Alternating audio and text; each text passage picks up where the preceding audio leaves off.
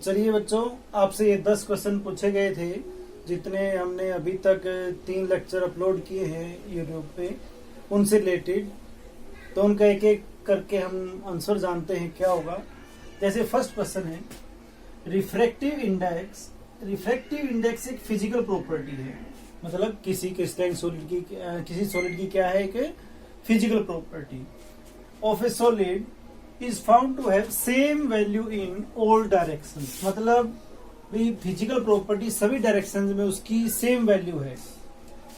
Name the nature of solid, तो बताइए उस सॉलिड की नेचर कैसी होगी। तो हमने क्रिस्टलाइन और अमोर्फस सॉलिड में पढ़ा था कि जो अमोर्फस सॉलिड होते हैं they have same physical properties in all direction. जैसे जो रिफ्रैक्टिव इंडेक्स वो भी एक फिजिकल प्रॉपर्टी है, तो उसकी जो वैल्यू है सभी डायरेक्शन में एक जैसी है। तो इसका मतलब भी जो अमोर्फस सॉलिड होते हैं उनके अंदर सेम फिजिकल प्रॉपर्टी जो होती है इन ऑल डायरेक्शन, और इस नेचर को हम बोलते हैं आइसोट्रोपिक नेचर। तो इसका मतलब इस सॉलिड की जो नेचर होगी वो कैसी होगी, आइसोट्रोपिक, मतलब आइसोट्रोपिक नेचर होगी। और ये किस टाइप का सॉलिड होगा, ये होगा अमोर्फस सॉलिड। मतलब अगर ये पूछे भी वो किस टाइप का सॉलिड होगा, मतलब उस सॉलिड का क्या नेम होगा, तो हम कहेंगे वो अमोर्फस सॉलिड होगा। और हम ये कहेंगे उसकी नेचर कैसी होगी, तो वो होगी आइसोट्रोपिक नेचर। इसके बाद second question, identify the solid which conduct electricity in molten state but not in solid state. ऐसा कोई सॉलिड जो मोल्टन स्टेट में तो इलेक्ट्रिसिटी को कंडक्ट करता है लेकिन सॉलिड स्टेट में कंडक्ट नहीं करता। तो ये हमने टाइप्स ऑफ क्रिस्टलाइन सॉलिड में आयनिक सॉलिड के बारे में पढ़ा था। तो आयनिक सॉलिड ऐसे होते हैं जो मोल्टन स्टेट में तो इलेक्ट्रिसिटी को कंडक्ट करते हैं लेकिन सॉलिड स्टेट में नहीं करते, क्योंकि जो सॉलिड स्टेट में है जो आयन्स, सॉलिड स्टेट में जो आयन्स है कैन नॉट मूव, तो आयन्स मूव नहीं कर सकते। लेकिन जब उनको मेल्ट कर देते हैं मोल्टन स्टेट में, लिक्विड स्टेट में, तो आयन्स फ्रीली मूव कर सकते हैं, इसलिए वो मोल्टन स्टेट में इलेक्ट्रिसिटी को कंडक्ट करते हैं। तो किस टाइप के सॉलिड होंगे, आयनिक सॉलिड। इसके बाद जो थर्ड क्वेश्चन है, nature of bonding in ice. मतलब आइस में किस टाइप की बॉन्डिंग होगी, मतलब आइस के जो मॉलिक्यूल्स है उनके बीच में जो फोर्स ऑफ ट्रैक्शन है वो किस टाइप का होगा। तो यहाँ जो फोर्स ऑफ ट्रैक्शन होगा, जो वो आइस किससे बनती है, वाटर से। तो जो वाटर के जो मॉलिक्यूल्स हैं, जैसे एक वाटर का मॉलिक्यूल है, दूसरे वाटर का मॉलिक्यूल है, तो इसमें एक वाटर मॉलिक्यूल के हाइड्रोजन दूसरे वाटर मॉलिक्यूल के बीच में जो फोर्स ऑफ ट्रैक्शन होता है उस फोर्स ऑफ ट्रैक्शन को हम बोलते हैं हाइड्रोजन बॉन्डिंग। उसको हम क्या बोलते हैं, हाइड्रोजन बॉन्डिंग। तो ये जो फोर्स ऑफ ट्रैक्शन है इसको हम बोलते हैं हाइड्रोजन बॉन्ड या हाइड्रोजन बॉन्डिंग। तो इसका मतलब आइस के जो मॉलिक्यूल जो होंगे उसमें किस टाइप का फोर्स ऑफ ट्रैक्शन या बॉन्डिंग होगी, हाइड्रोजन बॉन्डिंग। इसके बाद जो आयोडीन मॉलिक्यूल है, अब जो आयोडीन है I2, इसका हम स्ट्रक्चर की बात करें, आयोडीन और आयोडीन, तो ये एक नॉन पोलर मॉलिक्यूल है। ये कैसा मॉलिक्यूल है, नॉन पोलर मॉलिक्यूल। और जो नॉन पोलर मॉलिक्यूल्स होते हैं उनमें जो फोर्स ऑफ अट्रैक्शन होता है उस फोर्स ऑफ ट्रैक्शन को हम बोलते हैं लंडन फोर्सेस। मतलब जो आयोडीन है उसमें जो फोर्स ऑफ अट्रैक्शन होगा वो किस टाइप का, बॉन्डिंग किस टाइप की होगी, लंडन फोर्सेस। इसके बाद जो कॉपर है, कॉपर आपको पता है एक मेटल है, और मेटल्स के अंदर क्या होते हैं, कर्नल्स और फ्री इलेक्ट्रॉन्स, और उनके बीच में जो फोर्स ऑफ ट्रैक्शन होता है उसको हम बोलते हैं मेटेलिक बॉन्ड। उसको हम क्या बोलते हैं, मेटेलिक बॉन्ड। तो इसका मतलब जो कॉपर है उसके अंदर जो नेचर ऑफ बॉन्डिंग होगी वो किस टाइप का होगा, मेटेलिक बॉन्ड। इसके बाद जो कैल्शियम ऑक्साइड है, अब जो कैल्शियम ऑक्साइड किससे बना है, CaO। अगर हम इसको डिसोसिएट करते हैं तो कैल्शियम 2 पॉजिटिव आयन और ऑक्सीजन 2 नेगेटिव आयन, मतलब एनायन और कैटायन्स। मतलब इससे में क्या मिलते हैं, कैटायन और एनायन। और कैटायन और एनायन के बीच में जो फोर्स ऑफ ट्रैक्शन होता है या जो बॉन्ड होता है उसको हम बोलते हैं आयनिक बॉन्ड। उसको हम क्या बोलते हैं, आयनिक बॉन्ड हम बोलते हैं, या इसको हम इलेक्ट्रोस्टैटिक फोर्स ऑफ ट्रैक्शन भी बोलते हैं, इलेक्ट्रोस्टैटिक, या फिर इसको हम बोल सकते हैं coulombic forces, coulombic forces of attraction. तो इसका मतलब जो आयनिक कंपाउंड होते हैं उन कंपाउंड्स में कैटायन और एनायन प्रेजेंट होते हैं, उनके बीच में जो फोर्स ऑफ अट्रैक्शन होगा या बॉन्ड होगा उसको हम क्या कहेंगे, आयनिक बॉन्ड कहेंगे, या इलेक्ट्रोस्टैटिक फोर्स ऑफ अट्रैक्शन या कोलम्बिक फोर्स ऑफ अट्रैक्शन। इसके बाद जो नेक्स्ट क्वेश्चन है, which network solid is soft and good conductor of electricity. मतलब ऐसा कौन सा सॉलिड है, नेटवर्क सॉलिड ऐसा कौन सा है, इनको हम कोवलेंट सॉलिड भी बोलते हैं, इनको हम क्या बोलते हैं, कोवलेंट सॉलिड भी बोलते हैं।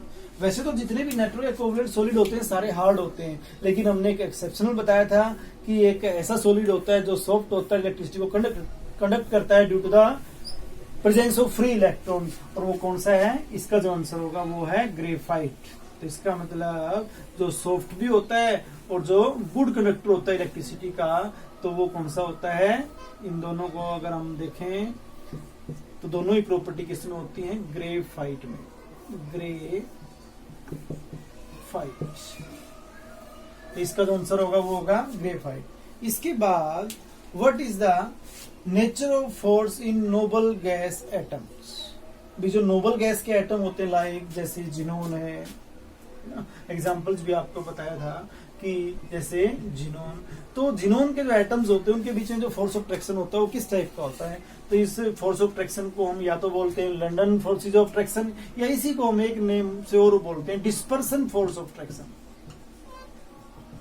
Dispersion forces of attraction. तो इसका मतलब जो नोबल गैसेज के जो एटम्स होते हैं, तो नोबल गैसेज में जो फोर्स ऑफ ट्रैक्शन होता है वो किस टाइप का होता है, डिस्पर्सन, या इनको इन्हीं का जो नेम है वो क्या है, लंडन फोर्सेज ऑफ अट्रैक्शन। इसके बाद जो दो बहुत ही मोस्ट इंपोर्टेंट क्वेश्चन है 9th और 10th, why glass is known as super cooled liquid. मतलब जो ग्लास है उसको हम सुपर कूल्ड लिक्विड क्यों बोलते हैं, जो ग्लास को हम सुपर कूल्ड लिक्विड क्यों बोलते हैं। अब लिक्विड किसको कहेंगे, जिसके अंदर लिक्विड वाली प्रॉपर्टी होगी उसी को लिक्विड कहेंगे।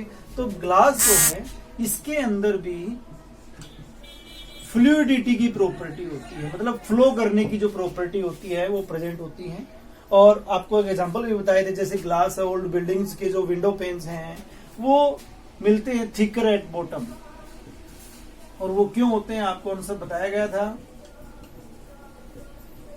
कि जो ग्लास है वो फ्लो करके नीचे की साइड आ जाता है, और फ्लो करने की जो प्रॉपर्टी होती है वो लिक्विड के अंदर होती है, तो इसलिए ग्लास को हम क्या बोलते हैं, सुपर कूल्ड लिक्विड। तो सुपर कूल्ड लिक्विड इसलिए बोलते हैं क्योंकि ग्लास है the some property of liquids, है ना। For example the window panes of old buildings are thicker at the bottom, so the fluidity की जो प्रॉपर्टी होती है वो किसके अंदर होती है, लिक्विड के अंदर। तो ग्लास है उसके अंदर भी ऐसी प्रॉपर्टी होती थी, इसको हम क्या कहेंगे, सुपर कूल्ड लिक्विड कहेंगे। इसके बाद जो लास्ट क्वेश्चन 10th जो क्वेश्चन है वो बहुत बार एग्जाम में आया भी हुआ है, और इसमें ये पूछा हुआ है कि what makes glass different from a solid such as quartz.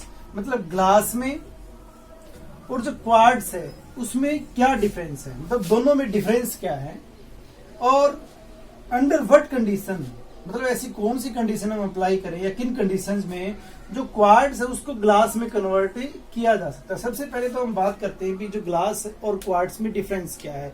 दोनों को हमने, आपको अच्छे तरीके से याद होगा कि जब हम टाइप्स ऑफ क्रिस्टलाइन सॉलिड हम पढ़ रहे थे तो ग्लास जो है वो तो हमने पढ़ा था क्रिस्टलाइन और अमोर्फस सॉलिड्स में, है ना। मतलब जहां अमोर्फस सॉलिड हमने पढ़ा था, तो जो ग्लास है वो तो एक किस टाइप का सॉलिड है, वो तो है एक, अगर हम इनमें डिफरेंस की बात करें भी, जो ग्लास है और क्वार्ट्ज, तो जो ग्लास है वो है एक अमोर्फस सॉलिड, मतलब अमोर्फस सॉलिड है जिसमें जो पार्टिकल्स उनकी अरेंजमेंट इरेगुलर होती है। लेकिन जो क्वार्ट्ज है वो किस टाइप का, क्वार्ट्ज का जो है एक, it is a very regular arrangement of silica.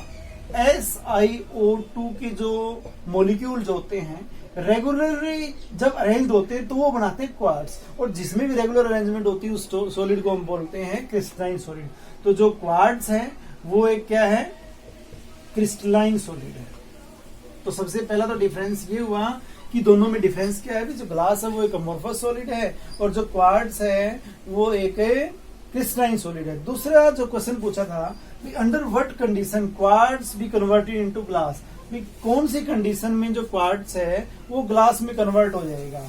अगर हम क्वार्ट्ज को हीट कर दें, मतलब जो सिलिका है, सिलिकॉन ऑक्साइड है जिसको हम बोलते हैं क्वार्ट्ज, उसको अगर हम हीट करके या हम ये कर दें मेल्ट कर दें उसको, तो जब हम करते हैं तो और मेल्ट करने के बाद जब दोबारा से कूल करते, ठंडा करते हैं, तो पहले इनकी जो अरेंजमेंट थी वो क्या थी, रेगुलर अरेंजमेंट थी।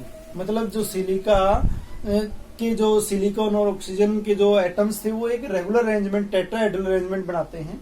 लेकिन जैसे हम इसको मेल्ट करते हैं, मतलब लिक्विड फॉर्म में कन्वर्ट करते हैं और दोबारा से जब इसको सॉलिड में कन्वर्ट करते हैं ठंडा करके, तो इनके जो एटम्स हैं उनमें इरेगुलरिटीज आ जाती है। मतलब वो इरेगुलरिटीज की वजह से जो क्वार्ट्ज है वो क्रिस्टलाइन सॉलिड से अमोर्फस सॉलिड में कन्वर्ट हो जाता है, जिसको हम बोलते हैं ग्लास। जिसको हम क्या बोलते हैं, ग्लास। मतलब जब मेल्ट करते हैं और दोबारा से जब ठंडा करते हैं तो इरेगुलर अरेंजमेंट होने की वजह से ये ग्लास में कन्वर्ट हो जाता है। तो इसका मतलब क्वार्ट्ज को हम ग्लास में कैसे कन्वर्ट कर सकते हैं, by melting and then converting into solid. मतलब मेल्ट करके लिक्विड में कन्वर्ट करके और दोबारा से जब सॉलिड में हम कन्वर्ट करते हैं तो जो क्वार्ट्ज है वो इरेगुलर अरेंजमेंट हो जाती है उसके पार्टिकल्स की, और वो कन्वर्ट किस में जाता है, ग्लास में, जो कि एक अमोर्फस सॉलिड, मतलब क्रिस्टलाइन से इसमें अमोर्फस नेचर आ जाती है। मतलब क्वार्ट्ज से वो ग्लास में कन्वर्ट हो जाता है।